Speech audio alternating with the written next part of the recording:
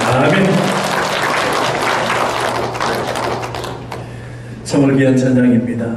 우리 선한 싸움 중에서도 선한 싸움을 싸우고 우리의 달려갈 길을 다 마치고 난 다음에 주님께서 우리를 위해서 예배해 주신 멸관을 받으리라. 이 멸관이 우리 앞에 준비되어 있다는 그 믿음을 가지고 이 찬송의 가사처럼 우리에게 모두 멸관이 씌워지는 그 날을 우리 모두가 맞이하게 되시기를 주님의 이름으로 축원합니다. 그렇습니다. 우리는 멸관을 향해서 달려가는 인생들이죠. 그런데 우리가 인생을 살아가는 데 있어서 우리의 인생 가운데 틀이 하나 딱 정해져 있어요. 시간이라는 틀이 우리에게 정해져 있다는 겁니다. 그 시간의 틀 안에서 일어나는 사건들, 거기에 대한 의미들, 거기에 대한 해석들을 가지고 우리는 역사다라고 우리는 말을 합니다. 신앙이란 더욱더 이 역사가 우연히 일어나는 일이 아니라고 보는 것이죠. 하나님께서 개입하여 주시고 하나님께서 인도해 주시고 하나님께서 하셨다라는 신앙적인 해석을 더하게 됩니다. 그렇게 해서 받아들이는 것이 구원의 역사. 신앙인들은 역사를 보는 관점이 구원의 역사의 관점으로 바라보게 된다는 겁니다. 그렇기 때문에 그 구원의 역사의 주관자는 당연히 하나님이 되시는 것이죠. 하나님께서 시간과 또 사건을 경영하시고 운영하시는 분이십니다. 하나님의 경륜 안에서 벌어지는 그 사건을 우리가 신앙의 눈으로 바라보는 거죠. 그때에 하나님께서 하시는 일을 우리가 보게 되는 겁니다. 그것을 역사다라고 우리는 고백을 합니다. 이 세상을 살아가는 모든 인생들에게, 신앙인들에게 영원히 살아있는 역사적인 진실을 우리는 믿고서 살아가지요. 그 이유는 하나님께서 이끄시는 역사가 진리라는 거예요. 하나님의 역사가 진리일 뿐만 아니라 구원하시는 역사, 망하고 없어지고 끝나버리는 것이 아니라 그 가운데서 구원하는 역사로 받아들이기 때문입니다. 이 역사에 대한 사건들이 기록되어져 있는 곳이 어디 있느냐? 어디에 있느냐 하면은 성경에 있습니다. 성경에 이러한 역사들이 낱낱이 기록되어져 있습니다. 오늘 8.15 해방 77주년 기념주의를 맞이해서 우리가 오늘 본문 말씀을 통해서 볼 때에 이스라엘의 역사 중에 하나님께서 위대한 그 구속의 역사, 이 역사를 발견해야 됩니다. 그리고 이 역사를 우리의 역사로 받아들여야 됩니다. 그렇게 되면은 오늘 말씀 가운데 우리는 은혜를 받게 됩니다. 우리가 지금 역사 가운데 살아가는 이 모든 것들을 하나님의 관점에서 신앙의 눈으로 역사를 해석하게 되면 딱 하나가 남는 거예요. 무엇이 남느냐? 역사의 주인은 하나님이시다. 하나님이 역사의 주인이 되는 것을 믿으시기를 바랍니다. 우리 저와 함께 계시는 분하고 인사를 나누겠습니다. 역사의 주인은 하나님이십니다. 역사의 주인은 하나님이세요. 민족의 역사, 세계의 역사, 그렇게 큰 역사도 하나님께서 주관하시고 또 우리가 개인적으로 살아가는 개인사들이 있잖아요. 개인 삶 가운데서 일어나는 그 모든 것들도 하나님께서 역사하십니다. 그렇기 때문에 역사의 주인이 하나님이시다는 그 믿음만 갖고 있으면 우리가 믿음의 눈을 동그랗게 뜨고 보면 하나님께서 나를 얼마나 사랑하시는지, 하나님께서 나를 구원하시기 위해서 얼마나 지금도 애쓰시고 계시는지를 보고 느낄 수가 있습니다. 그것을 은혜로 매일같이 느끼며 살아가게 되시기를 주님의 이름으로 축원합니다. 하나님께서는 고레스 왕이라는 사람을 통해서 이스라엘의 해방에 대한 말씀을 하셨습니다.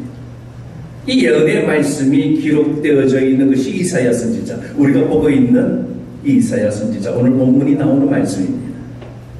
그런데 이사야 선지자는 100년 후에 일어날 일에 대해서 그것에 대해서 예언하였다라는 겁니다. 그 예언의 내용은 어떤 것이냐 하면 이 유대가 죄를 짓고 바벨론이라는 나라에 포로로 잡혀가게 됩니다. 거기에 끌려가는 것에 대해서 예언을 했습니다. 그리고 그 포로 기간은 70년이라는 시간이라고 말씀해 주십니다. 참 다행이죠. 끝이 있다는 것. 포로의 끝이 있다는 것을 알려주신 거예요. 그리고 그 후에 하나님께서는 이방의 군주인 이 고레스를 통해서 이 이스라엘 백성들을 해방할 해방자로 구독으로 삼아주시겠다. 그렇게 이사야가 예언을 했습니다. 근데 이 이사야의 예언이 이스라엘 백성들이 그렇구나, 우리가 열심히 하나님을 섬겨야 되겠구나, 그렇게 받아들인 것이 아니에요. 뭐라고? 화가 난 거예요. 이스라엘 백성들에게는 굉장히 거슬리는 말이었습니다. 기분이 굉장히 나빴습니다. 자기들 나라가 망한다는 것도 듣기 싫을 뿐만 아니라 이방의 힘을 통해서, 통치자의 힘을 통해서 바벨론으로부터 해방을 받을 것이다. 자존심 상하는 얘기예요. 기분이 굉장히 나쁠 뿐만 아니라 참기 어려웠어요. 그래서 이사야 선지자는 그런 이스라엘 백성들을 향해서 다시 뭐라고 선포하고 있느냐 하면 토기장의 비유에 대해서 말씀을 선포합니다. 그 말씀이 오늘 우리가 접하고 있는 본문 9절 말씀이 그 말씀이에요. 이 9절 말씀을 다시 한번 보면 이렇습니다. 질그릇 조각 중 한 조각 같은 자, 이 사람을 얘기하는 거죠. 자기를 지으신 이와 더불어 다툴진대 화 있을 진정 지능이 토기장이에게 너는 무엇을 만드느냐, 또는 네가 만든 것이 그는 손에 없다 할 수 있겠느냐 라고 따지더라. 그렇습니다. 우리는 질그릇과 같은 한 조각과 같은 그런 존재다라는 거예요. 토기장이에게 지능 한 줌을 가지고 자기의 뜻대로 만들고 싶어 하는 그릇을 만드는 권한이 있다는 것을 인정해야 되는 거예요. 토기장이는 자기 손에 있는 한 줌의 그 지능으로 하나는 귀히 쓰이는 그릇을 만들고 하나는 악쓰는 천한 그릇을 만들 권한이 그에게 당연히 있는 것이죠. 이때 지능이 토기장에 이르기를 당신은 왜 나를 이렇게 만들었느냐, 내가 원하는 것이 아니다 라고 덤빈다는 거예요. 근데 그렇게 말할 수 있느냐? 할 수 없다는 거예요. 자기를 만든 토기장의 손이 어디 있느냐, 겨우 만든 것이 이런 나 같은 존재를 만들어 놨느냐라고 따질 수가 없다는 거예요. 그 다음에 나오는 말씀처럼 마치 자식이 부모에게 어찌 나를 이 모양으로 낳았습니까? 왜 이렇게 못나게 만들었습니까? 왜 이렇게 재능이 없게 만들었습니까? 왜 이렇게 머리 나쁘게 만들었습니까? 왜 이렇게 환경이 좋지 못한 곳에서 나를 기르십니까? 그렇게 항변할 수가 없다라는 거예요. 오늘 보면 10절 말씀에 뭐라고 되어 있습니까? 그렇게 말하는 자를 향해서 화 있을진저 라고 선포를 하고 계십니다. 화 있을진저는 저주를 받으라 라는 그 뜻입니다. 강력하게 말씀하시는 것이죠. 그러면은 우리가 하나님에 대해서 오해가 없기 위해서는 하나님이 어떤 분이신가를 우리가 잘 알아야 되겠죠. 그러면 하나님은 우리에게 어떤 분이십니까? 하나님은 먼저 천지를 창조하신 분이십니다. 세상을 만드신 분이 우리 하나님이시라는 거예요. 그래서 모든 것의 출발은 하나님으로부터 출발되었고 출현되었다라는 거예요. 그 두 번째는 하나님께서는 정죄를 하시는데, 심판을 하시는데 특히 무엇에 대해서 심판하시냐면 거짓된 것에 대해서 심판합니다. 속이는 것, 남을 괴롭히는 것, 없는 데 있는 척하는 것, 아닌데 옳은 것처럼 하는 것들. 그래서 우상과 같은 것이 거짓이다. 그 모든 거짓들을 정죄하시고 심판하시는 분이시다. 세 번째는 하나님은 어떤 분이신가 하면 하나님께서는 그의 말씀을 전달하실 때에 그의 선지자 주님의 종들을 통해서 그 말씀을 선포케 하시는 분이시다. 그리고 네 번째로는 하나님께서 그렇게 하신 말씀은 반드시 성취하시는 분. 빈말을 하지 않는다. 때에 따라서 위기 상황에서 이렇게 말하고 저렇게 말하고 나중에 잊어버리고 뒤집어버리고 내가 언제 그랬느냐, 난 관심 없다, 나는 그런 걸 한 적 없다 그런 게 아니라 하나님께서는 한 번 하신 말씀을 끝까지 지키시는 분이시다. 다섯 번째는 하나님께서 천지를 창조하셨을 뿐만 아니라 통치하시는 분. 그리고 그 가운데 섭리하시는 분이시다. 여섯 번째는 하나님께서 공의로운 구원을 인간에게 나타내시는 분이시다. 하나님은 공의 존재. 사람은 공의롭지 못해요. 아무리 정당하다고 얘기하는 사람도 약간씩 오른쪽이나 왼쪽으로 기울 수밖에 없어요. 그런데 하나님께서는 공의로우십니다. 그리고 모든 기준은 하나님의 말씀으로 기준을 삼기 때문에 모두가 수용할 수 있는 그 공의를 가지고 계십니다. 일곱 번째는 하나님께서는 장래의 계획을 가지고 계신 분입니다. 그냥 되어지는 대로 세상이 굴러가는 것이 아니라 하나님께서는 선하신 구원의 계획으로 그 프로그램을 쫙 펼쳐놓으셨다. 그 가운데 세상과 나라와 민족과 개인이 살아가게 됩니다. 그런 하나님께서 동방의 한 사람 고레스라는 사람을 일으켜서 모든 나라 열국을 통치할 수 있게 하셨다는 겁니다. 그런 하나님께서 고레스에게 띠를 동이셨다라고 말씀하고 있습니다. 띠를 동이셨다라는 것은 구약의 표현인데 이것은 하나님의 일을 실행해 일하게 만드셨다라는 뜻입니다. 그렇게 해서 하나님께서는 또한 고레스를 통해서 이스라엘의 해방과 예루살렘의 재건축을 이루어놓을 것이다. 그렇게 하나님께서 장래의 계획에 대해서 선포를 하신 것입니다. 이런 말씀은 사실 하나로 이어져요. 이스라엘이 민족 해방을 위해서 세계 역사를 주장하시고 그리고 주권자는 살아계신 하나님 한 분밖에 없음을 기억하라. 세상의 군주도 아니고 강대국도 아니고 물질도 아니다. 오직 하나님입니다. 그 하나님을 구절 말씀에 비유하듯이 토기장이 되신 하나님이시라.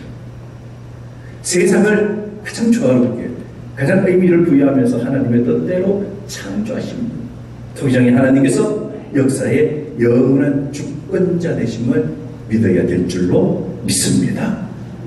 그러면은 하나님께서 역사의 주권자가 되신다라는 그 뜻은 무엇인가?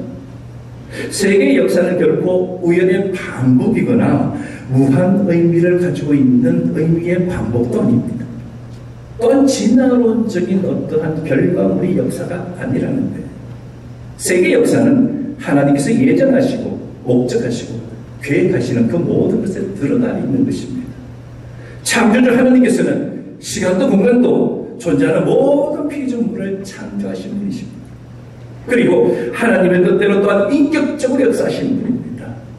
그리고 개인과 민족과 역사에 필연적인 하나님의 뜻을 결과물로 내놓으시는 분이십니다. 그것이 지금의 모습입니다. 이 세계 역사의 주인은 결코 사람이 될 수 없다는 것을 꼭 기억하셔야 됩니다. 어떤 사람은 인본주의에 가득 차서 사람들이 정신을 모으고 힘을 모으고 사상을 한 대로 묻히면은 뭔가 대단한 것이 일어날 것처럼 요란을 듭니다. 그래서 혁명도 일으키고 높은 사상의 탑도 세워놓기도 합니다. 그런데 세상의 주인이 못돼요. 어느 일시적인 동안 세상 주인의 노릇을 할 수 있을지 모르겠지만 그것이 계속해서 이어지지는 않더라라는 겁니다. 왜 그러냐? 하나님께서 진정한 역사의 주인이시기 때문입니다. 하나님께서 뜻하신 계획을 쫓아 부르심을 받아서 쓰이는 것이 인간이지, 인간이 하나님 위에 올라가고 인간이 하나님 위에 자리에 가는 것은 결코 이루어지지 않는 일이요 이루어질 수도 없습니다. 사람은 유한한 존재입니다. 우리는 어느 시기가 지나면은 성장했다가 쇠퇴하게 되어 있습니다. 그리고 모두에게 당연하게 찾아오고 자연적인 것이 죽음이라는 문제죠. 그렇기 때문에 우리가 아무리 큰 뜻을 품었다 할지라도 우리는 유한한 존재, 한 시대만 사는 존재라는 것을 잊어서는 안 됩니다. 사람은 세계의 주인이 결코 될 수가 없습니다. 오로지 하나님께서 맡겨주신 것을 관리하는 청직이나 관리자라는 겁니다. 또한 하나님의 선하신 것을 실천하는 사명자라는 거예요. 우리는 청지기와 사명자라는 것을 기억해야 됩니다. 우리 한번 따라해 볼까요? 나는 청지기다. 나는 사명자다. 아멘. 우리가 청지기고 사명자라는 것을 잊지 마십시오. 이것을 잊어버리게 되는 순간 교만해집니다. 오만해지고 사람을 알로 봐요. 그리고 자기가 뭔가 대단한 것처럼 착각하게 된다는 겁니다. 하나님께서 사람과 세계의 주권자가 되세요. 그러니 사람이 신이 될 수가 없는 것이고 사람이 주권자가 될 수가 없다는 겁니다. 세계 역사는 하나님께서 행하시는 구원의 역사이기 때문입니다. 세계의 역사는 윤회가 아니에요. 반복되는 게 아니라 일직선상의 시간적인 구조를 가지고 있습니다. 이 시간의 흐름은 태초부터 시작돼요. 성경은 그렇게 시작합니다. 그리고 요한계시록의 세상 말, 종말, 세상 끝으로 그 시간을 마감합니다. 다시 돌아가고 이번 생은 망쳤으니 다음 생이 잘 살아보게 해도 그게 없다라는 거예요. 그런 유대적인 사상이 우리까지 깊이 들어와 우리 문화에 깊이 마치 우리 고유한 것처럼 착각하고 있는 것 뿐입니다. 하나님께서는 세계 역사의 시간을 직선으로 진행하시면서 그 가운데서 선택받은 자를 시대마다 선택하시고 부르십니다. 그래서 구원을 이루시기 위해서 말씀을 선포하고요, 전도하고 그리고 성경하면서 구원의 역사를 이루어내십니다. 그렇기 때문에 세계 역사는 하나님께서 행하시는 구원의 역사다. 이것을 믿으시기를 바랍니다. 이것을 믿으시기를 바랍니다. 하나님께서 구원의 역사하십니다. 그 가운데 우리가 살아가는 것뿐이에요. 세계 역사는 궁극적으로 하나님의 목적 있는 그런 역사라는 겁니다. 이 역사는 이 세계를 창조하신 하나님 자신의 영광을 위해서입니다. 하나님께서 고레스에게 은총을 입힌 것은 그로 하여금 이스라엘 백성들이 여호와 위에 다른 신을 섬기지 않게 하기 위해서. 그래서 고레스를 세우는 거예요. 그럼 이스라엘 백성들은 왜 안 되느냐? 그들을 세워놨더니 계속 우상 숭배를 하더라는 거예요. 사사기를 지나 열왕기상하, 역대기상하를 읽어보신 분들은 아시겠지만 끊임없이 하나님을 멸시하고 천대하고 우상들을 쫓아가는 왕들의 모습을 발견할 수 있습니다. 그래서 그들이 결국에 잘 됐느냐? 아니에요. 망하더라는 거예요. 하나님만이 길인데 다른 길을 계속해서 찾는 거예요. 그러니 그 인생이 잘 될 수가 있나요? 잘 될 수가 없죠.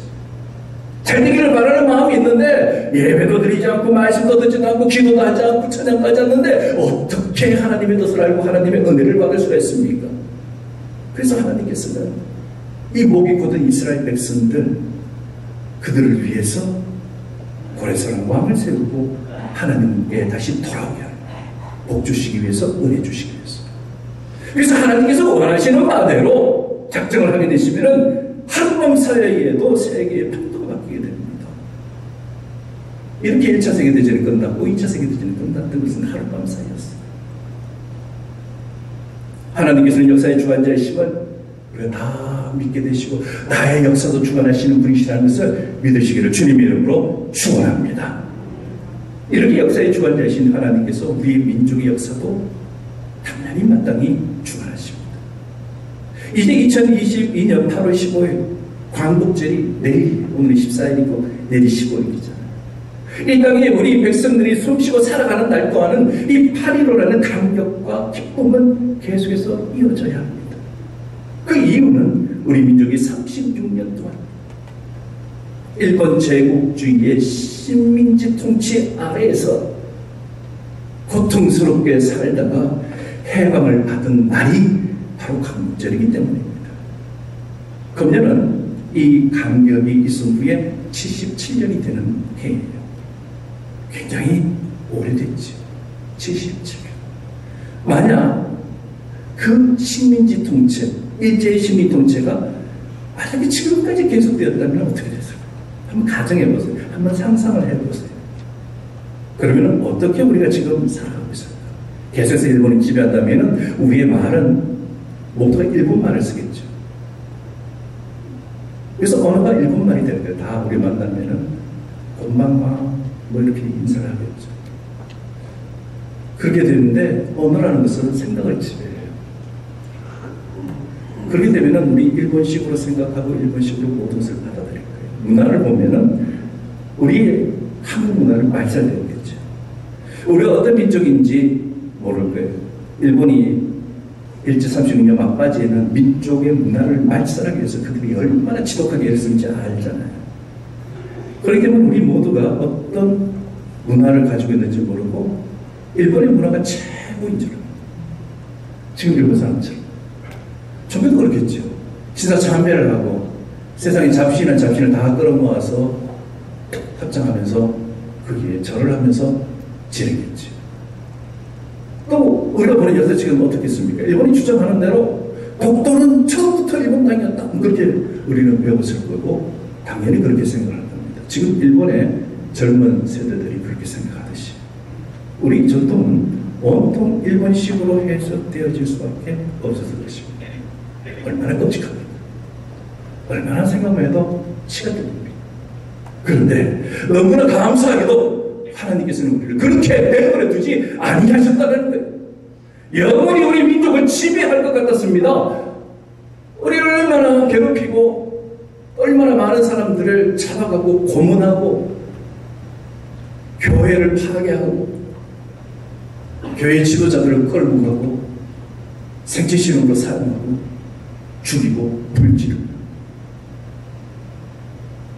그 36년 동안 그 세월을 알지 않습니까? 근데 하나님 너무 감사하게도 그 36년으로 끝내주셨어요. 하나님께서는 일제의 패망을 통해서 우리 민족에게 메시지를 크게 던져줍니다. 그것은 세상에서 영원한 제국이 없다는 것, 영원한 구조도 없다는 것을 우리에게 역사의 메시지로 던져주는 거예요. 세상에 지배하는 권력과 군대도 하나님의 심판이 임하게 되면 제재를 당하게 되고 중단되어지게 됩니다. 또한 하나님께서는 사람의 사상과 그 주장을 절대화하거나 영원하게 하지 못하게 하셨습니다. 다시 말해서 사람이 신이 되지 못하게 하셨습니다. 그리고 오만한 민족과 사람은 신이 되어서 하나님을 대항하려고 했습니다. 그게 세계 역사 아닙니까? 그러면서 세계를 정복하려고 합니다. 그럴 때마다 하나님께서는 그 나라와 그 민족과 그 지도자들을 모든 사람들이 보는 데서 심판하셨습니다. 그 메시지가 8.15 강복에 우리에게 주시는 하나님의 메시지입니다. 그러니 하나님을 두려워하고 역사의 주관자는 하나님밖에 없다는 것을 우리가 믿게 되기를 바랍니다. 이제 말씀을 정리합니다. 우리가 받은 이 8.15 해방은 사람과 어떤 나라로부터 온 것이다라고 우리는 역사에서 배워요. 그런데 아니에요. 어떤 특정한 개인이나 어떤 나라를 통해서 8.15 해방이 온 것이 아니라 역사의 주관자 하나님으로부터 8.15 해방이 왔습니다. 사람은 아까 뭐라고 그랬죠? 우리 고백하기로 청지기와 사명자를 부릅니다. 하나님의 원대한 계획 속에 우리는 맡겨진 일을 감당하고 그 일에 최선을 다하는 청지기와 사명자일 뿐이에요. 역사의 주인공, 역사의 주인공은, 역사를 이끄시는 분은 하나님밖에 없다라는 거예요. 하나님께서 일본 제국주의를 심판하셨습니다. 일본의 임금 천황이 신이 되지 못하도록 그를 심판하셨다는 거예요. 그 도구로 유엔연합군을 사용하신 거죠. 그 결과 이 땅에 해방과 독립과 그리고 우리에게 가장 큰 신앙의 자유를 허락하여 주셨습니다. 누가 하셨느냐? 하나님께서 하셨습니다. 이 하나님께서 하셨다는 것을 우리가 고백할 때 이 나라의 이 민족이 바로 갑니다. 사랑하는 성도 여러분, 우리는 8.15 77주년을 맞이했습니다. 하나님께서 우리를 지켜주시고 하나님께서 우리를 보호하여 주신 이 대한민국, 우리가 더욱더 사랑해야 됩니다. 우리가 그냥 애국의 마음으로 사랑하는 것 이상으로 복음의 물결이 이 민족을 뒤덮고 주님을 섬기는 자들이 이 아름다운 나라와 지역과 가정에서 복받게 해달라. 우리가 주어진 삶의 최선을 다하며 신앙인으로서의 의무와 사명을 다합니다. 그러면서 나라를 위해서 끊임없이 기도하며 하나님을 두려워할 수 있도록 우리가 바른 길, 의로운 길, 의의 길을 가는 것. 그리고 역사의 주인은 오직 하나님 한 분밖에 없음을 고백하는 삶이 우리에게 먼저 있어야 돼요.